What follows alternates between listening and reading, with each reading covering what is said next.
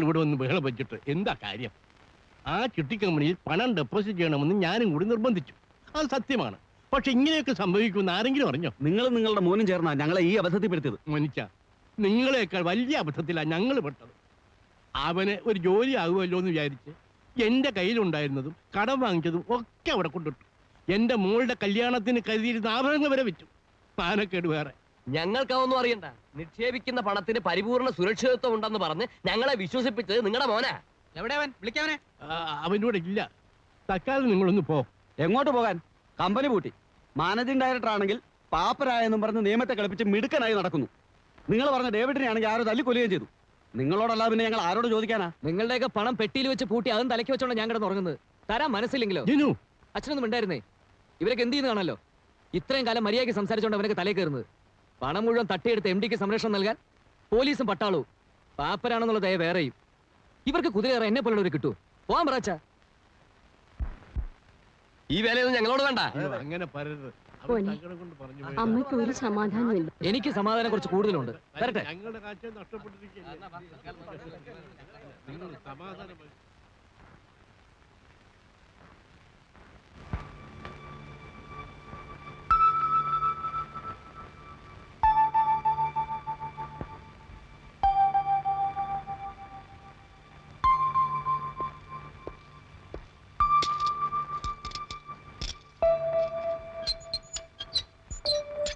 വരൂ.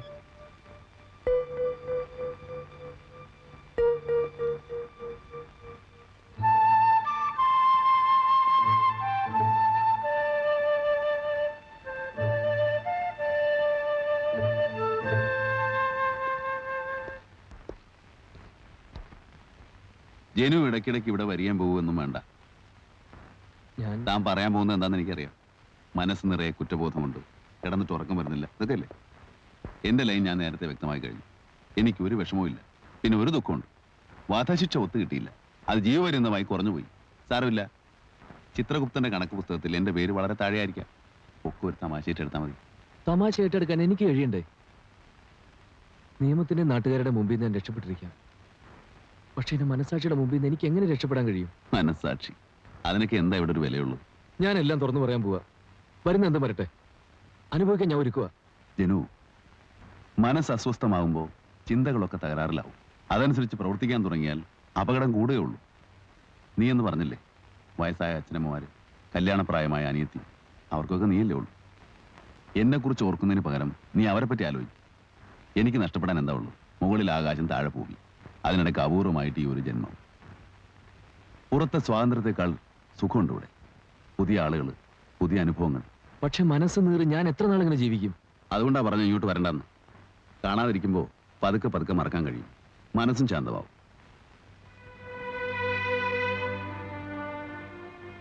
ജനനത്തിലൂടെ മാത്രമല്ല സഹോദര ബന്ധമുണ്ടാവുന്നു. നമ്മൾ തമ്മിൽ പരിചയപ്പെട്ട നിമിഷമുണ്ടല്ലോ, മരണത്തിന് തൊട്ടു മുമ്പുള്ള ഒരു അപൂർവ സംഗമം. സത്യം പറഞ്ഞാൽ അപ്പൊ മുതൽ നീ എന്റെ അനിയനായി. ധൈര്യമായിട്ട് പോ.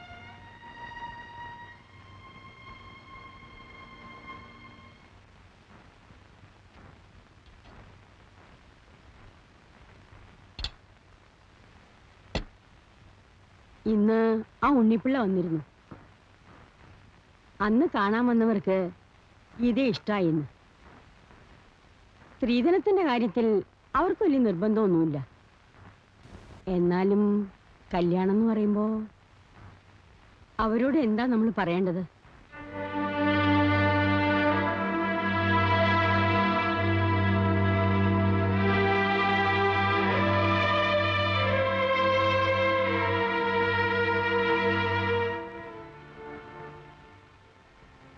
ആരോട് ദേഷ്യപ്പെട്ടിട്ടാ ചേട്ടൻ ഊണ് കഴിക്കാതിരിക്കുന്നത്?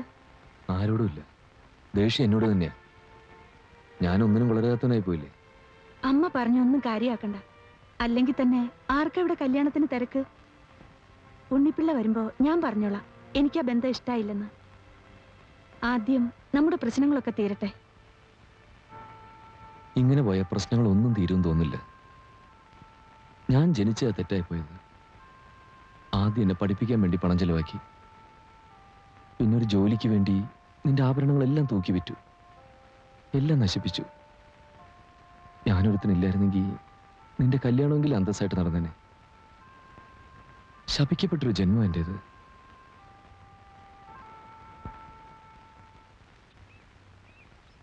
This is A very complicated case.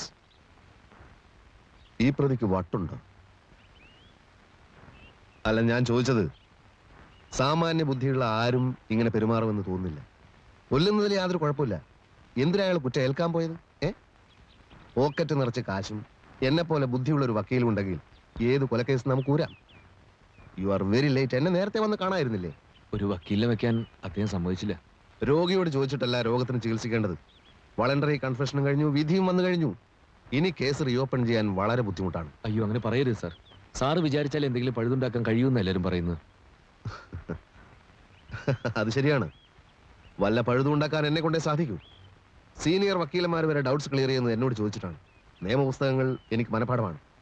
വക്കീലായ എൻ്റെ അച്ഛൻ പോലും പറയുന്നത് ബുദ്ധിശക്തിയിലും ഓർമ്മശക്തിയിലും ഞാനൊരു കമ്പ്യൂട്ടറാണെന്നാ. പലരും പറഞ്ഞു കേട്ടിട്ടുണ്ട്. പോട്ടെ, പ്രതി സഹകരിക്കുമോ? തീർച്ചയായും സഹകരിക്കും.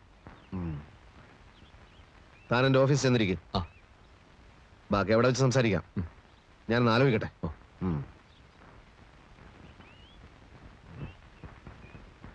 കുഞ്ഞിക്കണ്ണ, കുഞ്ഞിക്കണ്ണ, എടോ കുഞ്ഞിക്കണ്ണ. പതുക്കെ വിളിച്ചാൽ എനിക്ക് കേൾക്കാൻ കഴിയും. വെള്ളയപ്പം, മുട്ട റോസ്റ്റ്, പഴം പുഴുങ്ങിയ ഇതൊക്കെ വേണമെന്നല്ലേ പറഞ്ഞേ? കുറച്ച് സമയം പിടിക്കും. അതിൻ്റെ ഇടയിൽ വേറെ പണി പറഞ്ഞാൽ ഇതും നടക്കൂല അതും നടക്കൂല. മെഷീൻ അല്ലേ ഞാൻ. കുളിക്കാൻ വെള്ളം ചൂടാക്കിയോ? ചൂടാക്കാൻ മണ്ണെണ്ണയും തീപ്പെട്ടിയും സ്റ്റൗവും ഒക്കെ റെഡി. പക്ഷെ ടാങ്കിൽ വെള്ളമില്ല. വെള്ളം ഇല്ലേ?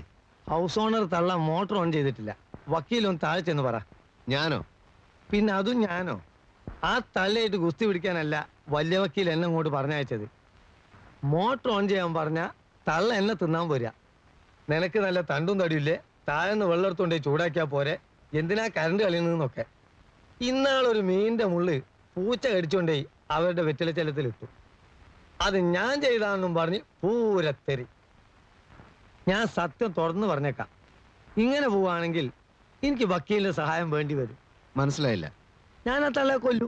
ബാക്കിയൊക്കെ വക്കീലിന്റെ അടുത്താ. പറഞ്ഞത് മനസ്സിലായല്ലോ. റോട്ടിലൂടെ പോകുമ്പോ വളരെ സൂക്ഷിച്ചു പോണം കേട്ടോ. ടാറ്റാ, ടാറ്റാ, ടാറ്റാ.